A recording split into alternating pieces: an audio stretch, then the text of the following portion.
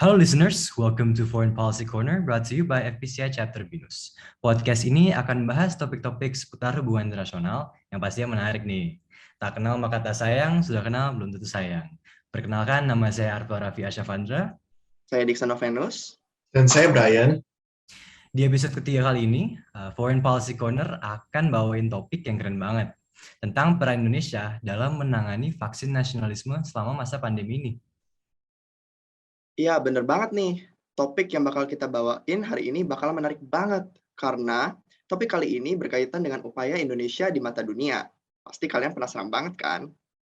Pada hari ini kita juga kedatangan tamu yang gak kalah spesial nih, yaitu Kak Michelle Kezia Yosepin dan Kak Intan Uli Atalia Sihombing. Kak Michelle Kezia Yosepin sendiri merupakan lulusan Universitas Pembangunan Nasional Veteran Jakarta dengan penjurusan di Epidemiologi Biostatistik. Kak Michelle juga saat ini bekerja sebagai staf di Planning and Evaluation National Cardiovascular Center Rumah Sakit Harapan Kita dan mempunyai minat dalam penelitian dan analisis data. Halo Kak Michelle. Halo. Nah, Kak Misha juga nggak sendiri nih. Di sini kita juga kedatangan Kak Intan Uli Atalia Sihombing. Nah, Kak Intan ini sendiri merupakan lulusan Universitas Pembangunan Nasional Veteran Jakarta dengan penjurusan Kesehatan Masyarakat. Kak Intan juga bekerja sebagai Clinical Research Assistant dan Duta Kesehatan Indonesia 2022. Halo Kak Intan. Sebelumnya, thank you ya, dan terima kasih atas ketersediaannya untuk sharing bersama kita mengenai topik vaksin nasionalisme hari ini. Nah, oke, mungkin langsung aja kita ke acara pertama ya. Nah, di sini pasti pendengar udah menunggu juga ya, kita penasaran nih tanggapan kakak-kakak mengenai infrastruktur kesehatan global. Yang ingin kita bahas di acara ini yaitu tadi vaksin nasionalisme. Nah, langsung aja mungkin kita langsung ke pertanyaan pertama ya. Nah, menurut kakak lainnya. halo. Menurut kakak, bagaimana sebuah negara itu bisa terindikasi dalam vaksin nasionalisme, Kak? Sebelum Kak Intan, aku boleh nggak nih ke Kak Michelle dulu tentang tanggapan Kak Michelle? Silahkan Kak Michelle. Ya, baik. Bagaimana negara itu bisa terindikasi dalam vaksin nasionalisme? Sebenarnya vaksin nasionalisme itu sendiri kan strategi ekonomi suatu negara, di mana dia itu menimbun vaksin dari produsen dan meningkatkan pasokan di negara mereka sendiri untuk memvaksinasi seluruh populasi di negara tersebut sesegera mungkin.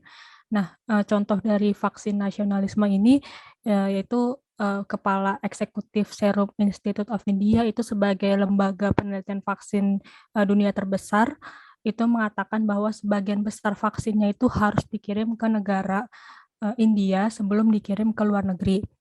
Kemudian contoh kedua itu CEO Sanofi itu mengatakan bahwa Amerika Serikat itu punya hak atas pemesanan terbesar karena perjanjian investasi yang ditangani oleh perusahaan tersebut pada Februari dengan Otoritas Penelitian dan Pengembangan Biomedis Lanjutan Amerika Serikat. Dan contoh yang ketiga itu vaksin AstraZeneca melaporkan bahwa karena investasi Inggris sebesar 79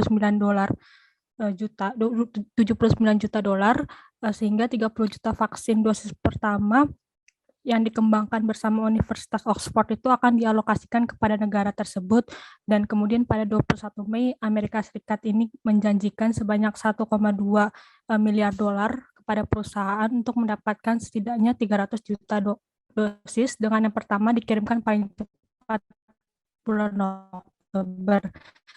Dan dari ketiga contoh ini itu contoh-contoh suatu negara yang mana terindikasi dalam vaksin nasionalisme, dipesan vaksin dalam jumlah besar pada suatu produsen untuk disimpan untuk memvaksinasi dari populasi negara tersebut. Begitu dari saya, Kak. Baik, wah insightful sekali ya. Ini bagus banget nih buat aku ntar juga paper aku untuk melihat cara gimana negara ini bisa terindikasi, dan itu contohnya keren banget sih, tiga-tiga dari tadi India, terus US juga dalam nge-stack their vaccines as an indication to vaksin nasionalisme tadi ya, gitu. Baik Kak. Oke, mungkin berdasarkan jawaban dari Kak Michelle tadi, aku ingin menanyakan lanjutan. Lalu bagaimana di kondisi Indonesia kita ini sendiri, Kak? Kita mengetahui bahwa pada awal masa pandemi melalui Presiden Jokowi ataupun melalui Menteri Luar Negeri Ibu Retno, mereka atas nama pemerintahan Indonesia, mereka memesan vaksin juga dalam jumlah yang bisa mungkin dikatakan cukup besar, Kak. Apakah itu termasuk kategori vaksin nasionalisme ataukah tidak? Oke. Menurut saya sebenarnya tindakan Indonesia itu tergantung sama jumlah vaksin yang dipesan oleh Indonesia tersebut. Apakah jumlah vaksin yang dipesan itu dalam jumlah yang cukup besar sehingga bisa memvaksinasi seluruh populasi negara, atau hanya sebagian besar vaksin untuk memvaksinasi populasi negara tersebut. Jadi tergantung sama jumlah vaksin yang dipesan oleh Indonesia gitu. Oke, baik. Berarti sebagai salah satu indikatornya yang bisa kita lihat secara objektif, jumlah atau nominal dosis vaksin yang dipesan oleh sebuah negara, apakah jumlah tersebut cukup untuk memvaksinasi seluruh penduduk yang ada di negara tersebut, atau bahkan melebihi ya, Kak, ya, berarti ya? Iya, betul. Oke. Mungkin untuk pertanyaan selanjutnya boleh kutujukan ke Kak Intan ya. Kita tahu Kak bahwa upaya Indonesia melalui diplomasi vaksin dengan berbagai pihak dari sisi bilateral dengan negara-negara dan perusahaan pembuat vaksin maupun dari mekanisme multilateral lewat COVAX Facility yang dikelola oleh organisasi CEPI dan Gavi. Itu berhasil membuat Indonesia mendapatkan berbagai jenis vaksin nih Kak. Apakah menurut Kakak diplomasi vaksin yang dilakukan pemerintah Indonesia sudah cukup atau ada lagi celah yang perlu diperbaiki, Kak? Oke, terima kasih Kak Diksan atas pertanyaannya. Nah, untuk pertanyaan kedua ini ya, memang betul di Indonesia ini, diplomasi vaksin di Indonesia yang menurut Intan pribadi ya, sudah sangat cukup dan sangat efektif gitu, baik dari segi bilateral dan juga multilateral. Menurut pandangan saya, Indonesia ini bisa dikatakan sudah cukup karena telah mendapatkan total vaksin yang cukup banyak dan dalam bentuk jadi maupun juga bahan baku dalam kerangka bilateral maupun multilateral. Nah, berdasarkan data dari Our World in Data per tanggal 4 Januari 2022, Indonesia ini sudah menyuntikkan vaksin COVID-19 sebanyak 2.000 sebanyak 2.000 sekian dosis banyak ya. Laporan itu dari Menteri Kesehatan Republik Indonesia. Nah, capaian vaksinasi di Indonesia berhasil mengantarkan Indonesia menjadi satu dari 5 negara dengan cakupan vaksinasi terbanyak di dunia. Nah, berdasarkan hal tersebut, telah diketahui bahwa Indonesia dengan memberdayakan KBRI, Indonesia ini berhasil masuk dalam kelompok Advanced Market Commitment. Nah, di mana berarti menerima akses vaksin 20% dari populasi yang disediakan oleh WHO. Nah, melalui pendekatan bilateral, Indonesia ini berhasil mendapatkan vaksin Sinovac dari Cina, Pfizer dari Amerika Serikat, dan juga AstraZeneca dari Inggris, dan berbagai vaksin lainnya.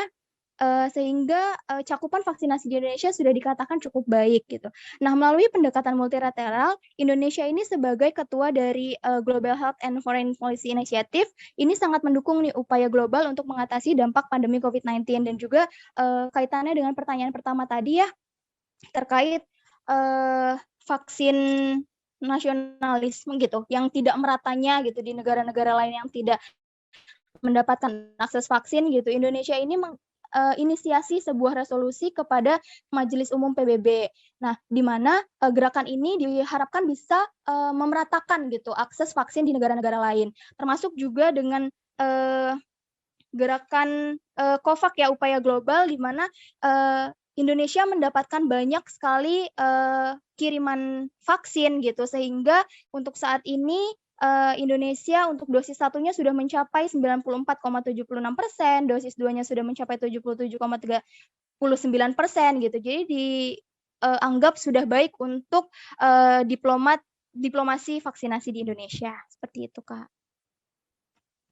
Oke, baik Kak Intan. Berarti memang diplomasi Indonesia sampai saat ini sudah sangat bisa kita dikatakan bahkan sangat berhasil ya Kak untuk mendapatkan vaksin baik dari pihak multilateral maupun bilateral supaya bisa kita katakan adil dari pihak multilateral ya, karena mungkin stigma negatif dari beberapa masyarakat hanya negara-negara yang mampu saja yang bisa mengadakan perjanjian dengan pihak bilateral seperti perusahaan maupun dari negara. Tapi Indonesia tetap melihat bahwa pentingnya multilateral tersebut supaya untuk dikatakan sebagai adil ya Kak ya berarti.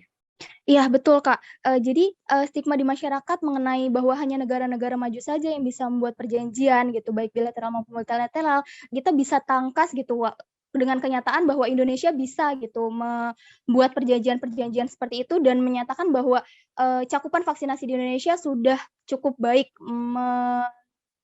menempati peringkat ke-5 gitu di dunia. Oke, kasih Kak. Oke Kak, aku mau nanya nih untuk Kak Intan lagi, masih berkait dengan pertanyaan yang kedua. Kira-kira apa sih kunci kesuksesan dari diplomasi vaksin Indonesia yang mungkin bisa ditiru oleh negara-negara berkembang lain di dunia? Oke, mungkin kalau untuk kunci dari kesuksesan Indonesia ya dalam melakukan diplomasi vaksinasi itu sendiri mungkin lebih ke kayak, aktifnya ya. Indonesia ini aktif mengikuti, berbagai, ajang-ajang dan juga konferensi-konferensi yang dilakukan oleh berbagai negara dan juga berbagai, rumpun gitu ya, sehingga Indonesia bisa, membuat perjanjian-perjanjian seperti itu, baik dari sisi bilateral maupun juga multilateral. Walaupun memang Indonesia ini masih termasuk negara berkembang gitu ya, belum negara maju, tapi mungkin bisa dicontoh oleh negara-negara lain bahwa Indonesia sudah berani gitu untuk, ikut serta dalam upaya, mengatasi COVID-19 ini gitu, dengan cara, diplomasi vaksinasi, seperti itu, Kak. I see. Berarti benar ya, Indonesia itu meskipun mungkin bagi sebagian orang itu kan cuma negara berkembang, apa sih yang bisa dikontribusi Indonesia? Padahal ternyata Indonesia itu bisa menyumbang keaktifannya mereka itu untuk memajukan kesehatan dunia. Betul Baik, banget, Kak, betul banget. Dan aku juga bangga banget sih karena, di sini Indonesia ternyata tadi ya yang aku sebutkan dia mencetuskan gitu gerakan, resolusi Majelis Umum PBB itu terkait Global Health and Foreign Policy terkait Strengthening Health System, Resilience through Affordable Healthcare for All. Jadi benar-benar kayak, apa ya, ada gerakannya gitu loh Indonesia yang menginisiasi dengan berbagai negara gitu, terkait gerakan tersebut untuk, pemerataan akses kesehatan pandemi COVID-19 ini, gitu sih, Kak. benar banget. Saya juga setuju sama Kakak. Ya, jadi Indonesia itu udah nggak bisa dipandang remeh lagi. Buktinya Indonesia itu sudah bisa mencetuskan maksudnya organisasi kayak COVAX juga salah satunya kan, Kak. Itu kan sangat membantu banget. Bener banget tuh, Kak. COVAX juga Indonesia juga terlibat gitu ya, Kak, ya, di gerakan Hmm, itu. benar banget, Kak. Oke, sekarang kita lanjut nih ke pertanyaan ketiga. Mungkin masih terkait sama G20 yang sekarang lagi hangat nih dibicarain sama orang-orang. Kira-kira untuk Kak Michelle nih, melihat fakta bahwa Indonesia sekarang kan juga udah ditunjukkan sebagai ketua KTT G20, kira-kira bagaimana sih pandangan Kak Michelle dan mungkin untuk Kak Intan juga mengenai cara Indonesia meyakinkan negara-negara yang berpenghasilan tinggi untuk berhenti menimbun vaksin bagi kepentingan politik mereka? Mungkin bisa saya persilakan Kak Michelle dulu untuk menjawab pertanyaan ini. Oke, baik.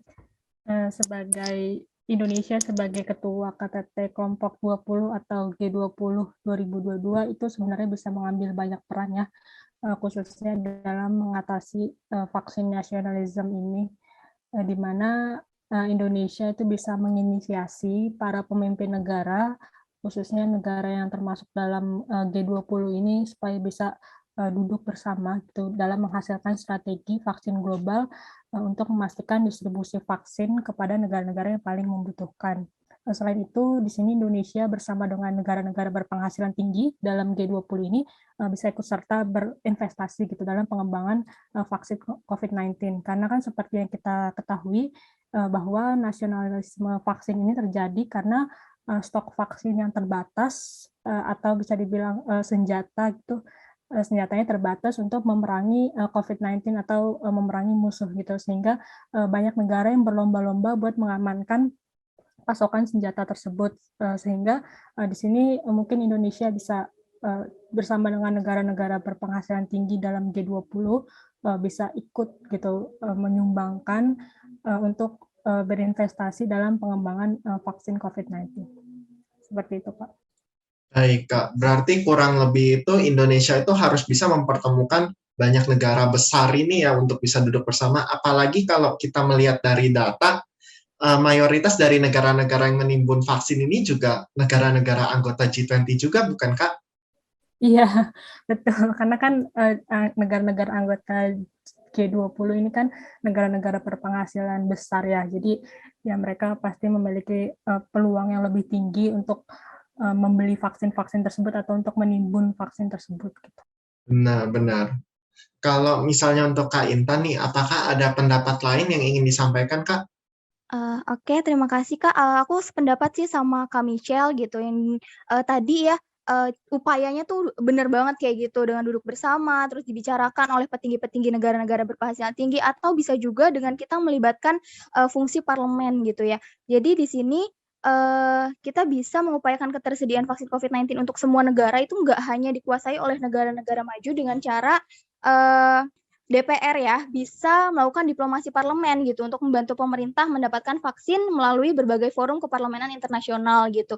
Jadi mungkin dari ajang G20 ini atau G20 ini bisa untuk diperkumpulkanlah para parlemen-parlemennya untuk membicarakan terkait hal ini dan juga nantinya bisa membentuk wahana baru multilateral yang bersifat ad hoc sebagai media interaksi antara parlemen dalam mengatasi pandemi COVID-19 ini dan juga mungkin membuka wawasan atau membuka pandangan dari pemerintah-pemerintah negara maju itu atau negara yang berpenghasilan tinggi tadi agar tidak menimbun vaksin COVID-19 itu, agar akses pemerataan vaksin ini bisa merata di seluruh negara, seperti itu sih Kak. I see, berarti kita memang butuh kooperasi dari semua pihak ya di Indonesia, bukan cuma dari Menteri Luar Negeri doang, tapi kita juga butuh DPR juga untuk ikut mendiplomasikan hal ini ya Kak? Betul Kak, karena kan DPR ini juga kan punya forum-forum internasional ya seperti IPU, AIPA, PUIK atau juga APPF dan sebagainya gitu. Dan itu mungkin bisa dirundingkan gitu oleh lembaga-lembaga parlemen untuk bisa membantu gitu untuk mengatasi konflik ini atau mengatasi isu ini gitu.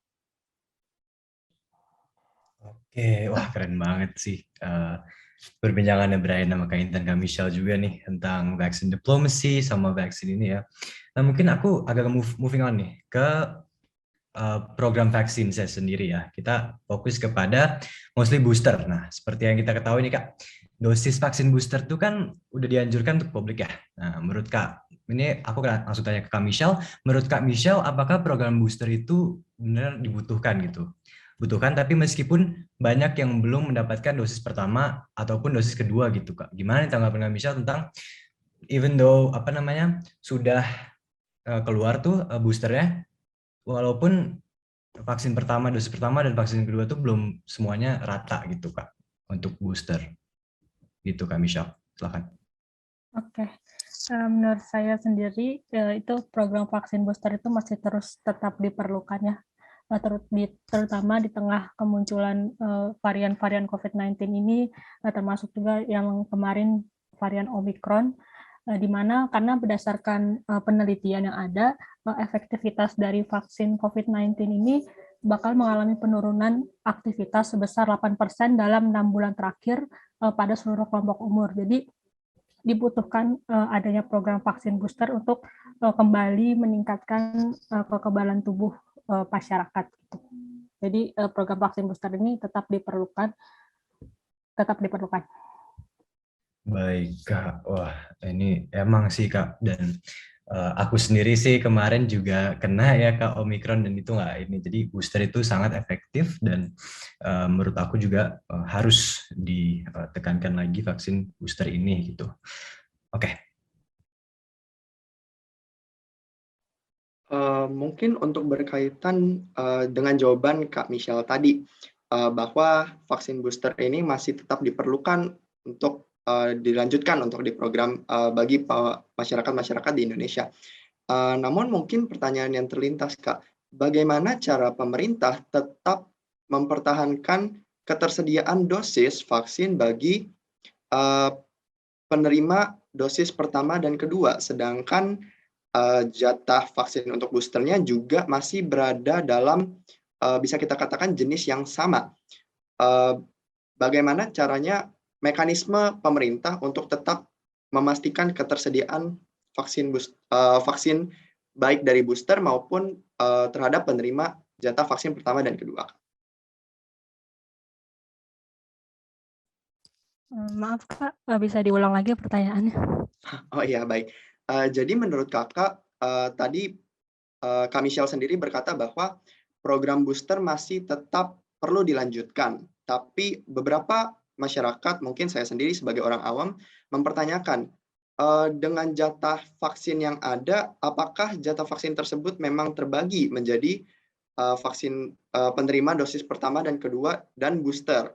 Apakah kita sebagai Indonesia tidak kekurangan jatah vaksin?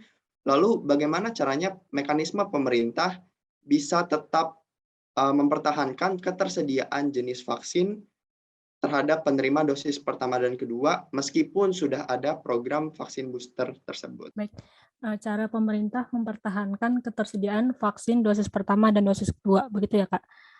Iya, betul Kak. Mungkin seperti yang tadi Kak Intan juga bilang, Indonesia bisa terus melakukan diplomasi vaksin ya, untuk terus mendapatkan ketersediaan dari vaksin dosis 1 dan vaksin dosis 2 ini. Dan dalam pelaksanaannya mungkin pemerintah juga bisa membarengkan gitu untuk pelaksanaan vaksinasi dosis 1, dosis 2, dan juga vaksin booster gitu.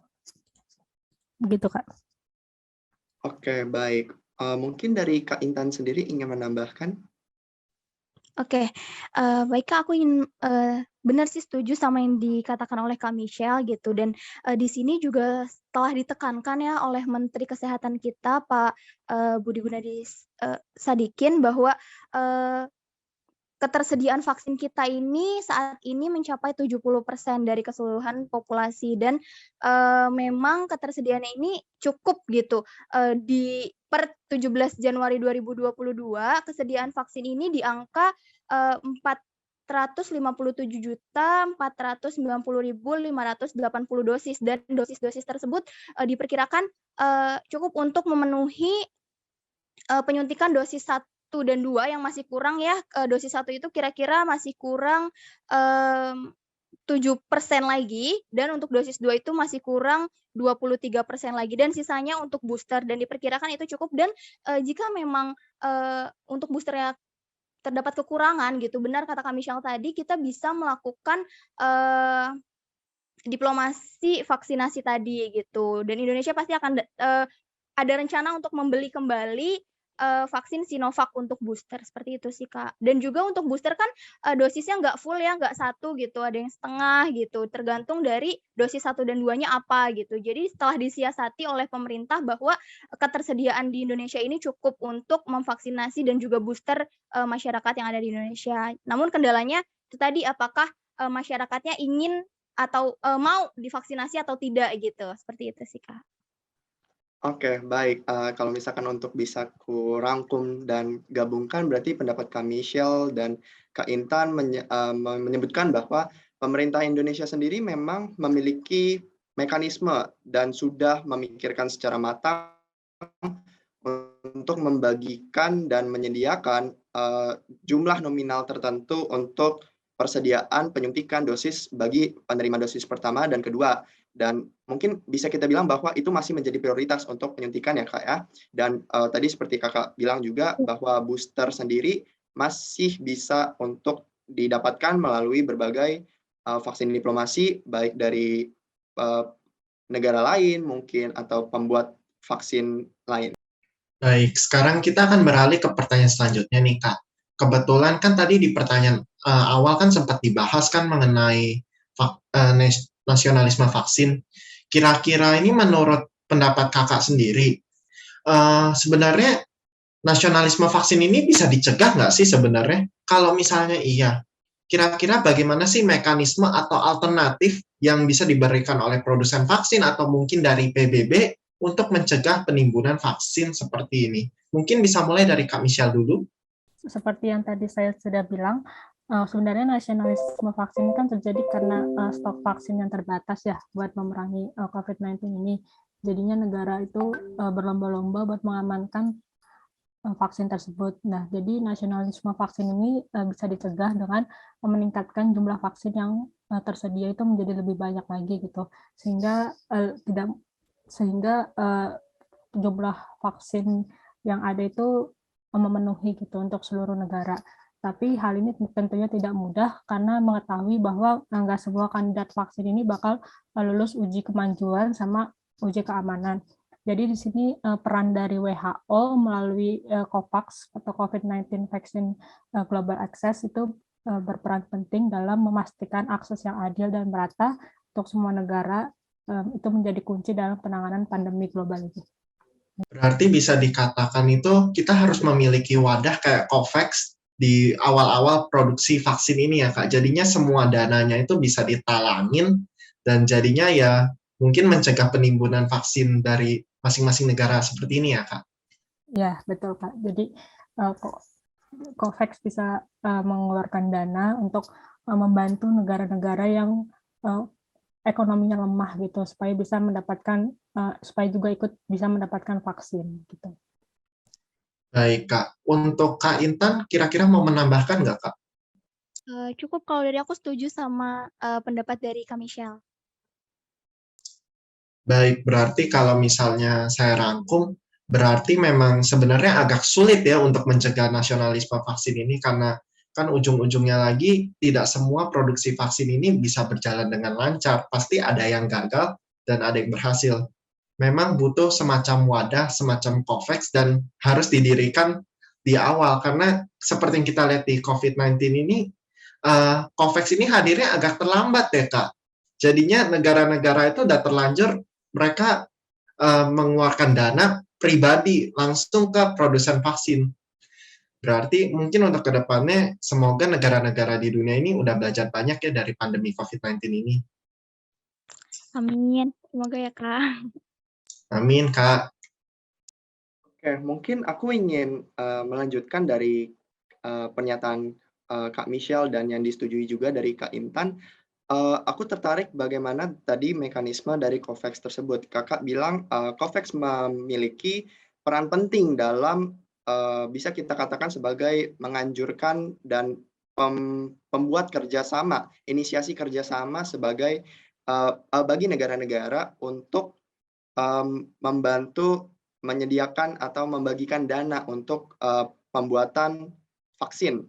Tapi saya ingin menanyakan bahwa apakah anjuran ataupun mekanisme yang dianjurkan atau diberikan dari WHO sendiri ataupun COVAX Facility yang dibangun dari Gavi dan CEPI sangat bisa mewujudkan hal tersebut, Kak? Apakah memang anjuran tersebut bersifat mengikat bagi negara-negara yang ada di dunia ini atau bagaimana, Kak? Oke, izin menjawab ya Kak. Oh ya, silakan Kak Intan. Oke, untuk mekanismenya sendiri dan apakah menjamin untuk negara-negara yang ada di dunia ini, kalau berdasarkan yang saya baca ya Kak ya, untuk COVAX ini mekanisme globalnya ini menyalurkan vaksin secara gratis kepada negara-negara anggotanya, namun untuk negara-negara yang berpenghasilan menengah ke bawah, itu dengan total 92 negara berpendapatan menengah dan ke bawah, ini mulai dari hingga tanggal 11 Maret itu Indonesia telah menerima juga vaksinnya cukup banyak ya dari COVAX ini. Jadi kalau misalnya dikatakan apakah menjanjikan gitu untuk negara-negara di dunia ini dengan adanya COVAX ini bisa dikatakan iya, karena memang telah dikatakan bahwa mekanismenya akan mengirimkan vaksin-vaksin kepada negara-negara yang berpenghasilan menengah dan juga rendah seperti itu, Kak. Jadi mungkin sifatnya gotong royong juga ya untuk negara-negara majunya membantu dan negara-negara yang menengah ke bawahnya mendapatkan seperti itu, Kak. Oke, baik Kak Intan. Terima kasih. Mungkin dari Kak Michelle ingin menambahkan? Ya, kalau dari saya sih setuju sama Kak Intan ya Kak. Untuk mekanisme dari COVAX sendiri itu menurut saya sudah bagus, di mana mengutamakan distribusi vaksin untuk negara-negara yang kurang mampu gitu, kayak negara berpenghasilan rendah. Gitu, Kak. Oke, mungkin sebagai rangkuman berarti memang kita memiliki wadah multilateral dari COVAX yang dibentuk dari WHO, Gavi, dan CEPI sebagai wadah untuk pembuatan atau pemerataan dosis vaksin bagi negara-negara yang menengah ke bawah ekonominya ataupun bisa kita katakan bahkan kurang mampu ya Kak ya. Dan memang tadi prinsipnya sudah dikatakan dengan Kak Intan dan Kak Michelle juga bahwa prinsip dari COVAX ini merupakan gotong royong dan mengedepankan rasa kebersamaan untuk penyetaraan dan penyediaan vaksin bagi negara-negara yang ada dan kurang mampu memiliki dana untuk pembelian secara mandiri mungkin ya. Iya, betul, Kak. Baik, mungkin aku ingin bertanya lagi nih, tapi lebih ke Indonesianya. Ini kan tadi udah ngomongin COVAX and Indonesia itu apa dari segi internasionalnya. Aku pengen masuk ke rakyat nih. Lebih ke kan sekarang nih salah satu syarat mudiknya itu booster ya Kak. Nah, tapi kalau dari Kemenhub itu mereka bilang bakal ada kurang lebih 85,5 juta orang yang mau mudik nih Kak. Nah, kira-kira apa nih upaya pemerintah untuk genjot angka booster atau menaikkan angka booster? Booster ini bisa menekankan angka COVID-19 setelah mudik itu Kak gitu. Mungkin boleh nih Kak, tadi Kak udah Kak Michelle, mungkin Kak Intan. Oke, iya benar banget sih Kak, ini kan bentar lagi lebaran dan mudik, angka pemudik tinggi banget ya. Nah, untuk antisipasinya, memang sudah digerakkan dari jauh-jauh hari sebelum mulai bulan Ramadan ya, sudah digencarkan untuk, vaksinasi booster, dengan upaya mencegah gitu tingginya kasus pasca mudik lebaran gitu. Dan nantinya mungkin setelah lebaran akan ada tracing juga gitu, apakah masyarakat yang telah mudik gitu membawa virus atau sebagainya itu nanti akan ada tracing juga dari puskesmas gitu. Dan selanjutnya akan dilanjutkan terus untuk program vaksinasi boosternya gitu. Karena memang booster ini bisa mencegah gitu virus-virus COVID-19 dan juga varian yang baru, seperti itu sih Kak. Baik, Kak Intan. Wah, iya sih ya. Aku juga setuju sebenarnya. Mungkin kalau perspektif dari Kak Michelle gimana nih untuk menaikkan booster? Ya Kak, sebenarnya dari yang peraturan pemerintah sendiri, di mana kalau mau mudik itu harus vaksin booster, itu sebenarnya udah meningkatkan jumlah masyarakat yang divaksin booster, karena kan mereka mau nggak mau ya kalau misalkan mau mudik ya harus booster dulu gitu. Jadi salah satu strategi pemerintah itu untuk meningkatkan jumlah cakupan dari vaksinasi booster ini ya dengan peraturan yang ada gitu, peraturan yang bersifat memaksa masyarakat sehingga mereka mau untuk divaksin booster gitu Kak. Oke, mungkin kita sedikit flashback dari penjelasan Kak Michelle dan Kak Kezia yang tadi. Tadi Kakak telah menjelaskan bahwa kita juga mengetahui bahwa diplomasi vaksin yang dilakukan Indonesia penting dan bagaimana caranya keaktifan dari Indonesia mengapproach berbagai pihak yang memiliki kepentingan terkait. Mungkin kita bisa melihat dari sisi sebaliknya, Kak. Menurut Kak Michelle sendiri, apakah ada hal yang bisa mencegah atau membuat negara gagal dalam melakukan upaya diplomasi vaksin terhadap pihak-pihak terkait? Oke, mungkin hal-hal yang bisa mencegah negara untuk melakukan diplomasi vaksin itu melalui peraturan yang sudah ditetapkan oleh COVAX, karena COVAX ini kan sebagai mekanisme manajemen risiko ya yang dirancang untuk meningkatkan peluang keberhasilan dari distribusi vaksin, di mana COVAX ini juga punya pengaturan di mana negara-negara berpenghasilan rendah itu diprioritaskan sehingga negara berpenghasilan tinggi ini menjadi terbatas dalam melakukan diplomasi vaksin. Menurut saya seperti itu, Pak. Oke, mungkin dari Kak Intan sendiri mungkin ingin menambahkan? Sependapat sama Kak Michelle, Kak. Oke, baik. Wah, gak berasa ya Kak. Ternyata udah sampai pertanyaan terakhir nih. Saya pengen nanya nih, baru-baru ini kan Indonesia dipercaya oleh WHO sebagai negara penerima transfer teknologi mRNA. Yang tentunya ini sangat berguna bagi pembuatan vaksin, bukan cuma COVID-19, tapi juga mungkin untuk penyakit-penyakit ke depannya. Berkaitan dengan hal ini, apakah menurut Kakak sendiri, Indonesia itu sudah cukup siap untuk memiliki fasilitas dan kapabilitas yang memadai, sehingga mampu berkontribusi dalam upaya pengembangan teknologi kesehatan global ke depannya? Mungkin saya persilakan Kak Michelle terlebih dahulu untuk menjawab pertanyaan ini.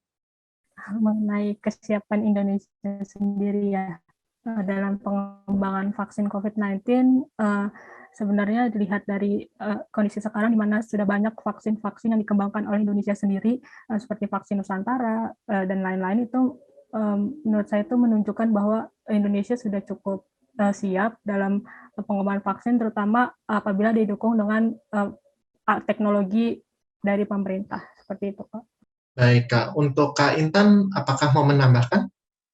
Iya, setuju dengan Kak Michelle bahwasanya Indonesia ini sudah banyak ya berkontribusi terkait pengembangan vaksin COVID-19 itu sendiri, dan juga banyak penelitian-penelitian terkait COVID-19 yang dilakukan di Indonesia gitu. Dengan adanya kiriman alat atau teknologi yang memadai gitu, nantinya mungkin Indonesia yang akan produksi atau mencetuskan vaksin itu sendiri. Tidak hanya vaksin COVID-19, mungkin juga vaksin-vaksin lain untuk penyakit-penyakit yang hingga saat ini belum ditemukan gitu pencegahannya, seperti itu sih, Kak.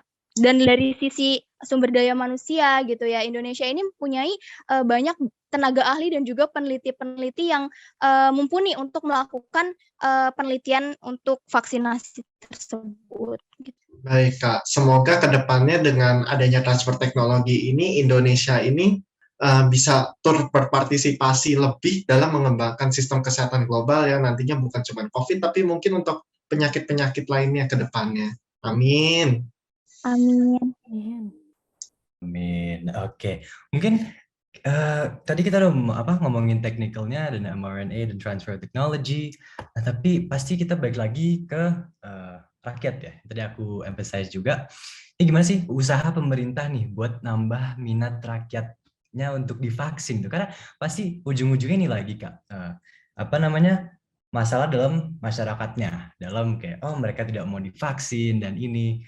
Kalau mungkin dari kakak sendiri dan kakak kan udah lebih tahu dari kita dan pasti udah lebih berpengalaman di bidang kakak gitu. Gimana sih kira-kira what is the perfect solution untuk nambah minat rakyat kita untuk divaksin, yang first booster kah atau first dose, second dose atau apapun itu, pokoknya divaksin kak gitu. Jadi mungkin aku mulai dulu dari Kak Michelle. Mungkin salah satu strategi yang harus ditingkatkan itu dalam promosi kesehatannya ya, Kak. Karena kan dengan promosi kesehatan ini jadi masyarakat bisa tahu gitu manfaat dari vaksin itu sendiri, terus penyebabnya kalau misalkan mereka tidak mau divaksin, dan juga sebenarnya dari pengetahuan masyarakat sendiri yang menganggap bahwa vaksin ini tidak halal begitu ya, Kak. Mungkin dengan promosi kesehatan ini bisa lebih meningkatkan pengetahuan masyarakat sehingga mereka itu mau untuk divaksin.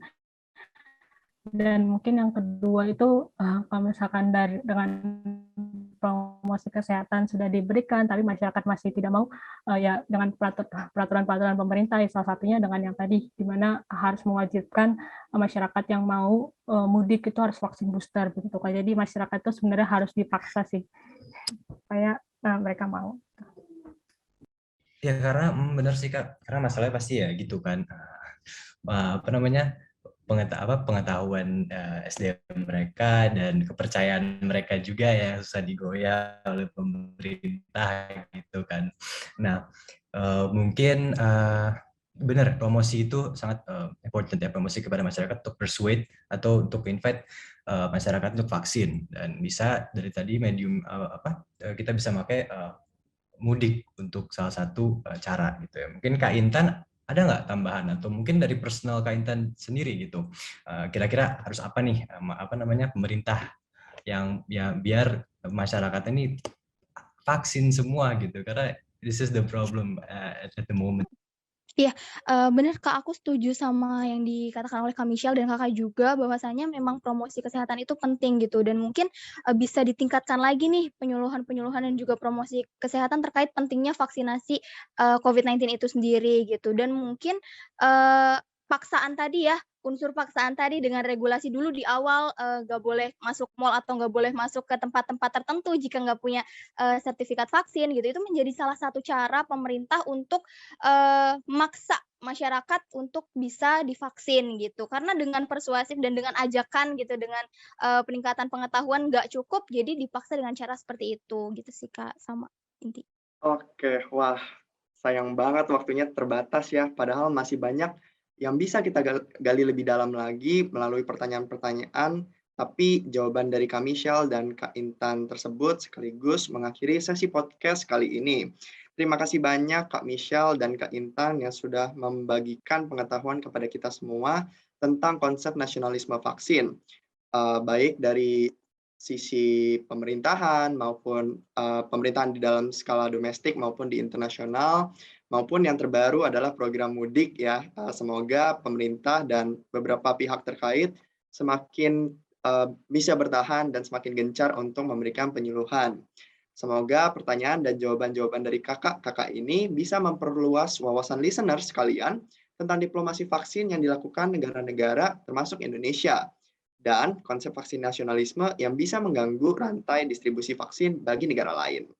Dan terima kasih juga untuk teman-teman yang sudah mendengarkan episode ketiga dari Foreign Policy Corner by FPCI Chapter BINUS. Jangan lupa untuk terus pantengin sosial media FPCI Chapter BINUS untuk informasi-informasi terkait hubungan internasional, dan tentunya jangan lupa untuk tungguin Foreign Policy Corner episode selanjutnya. Dengan host-host yang seru dan juga tentunya topik yang menarik. Saya Arvel.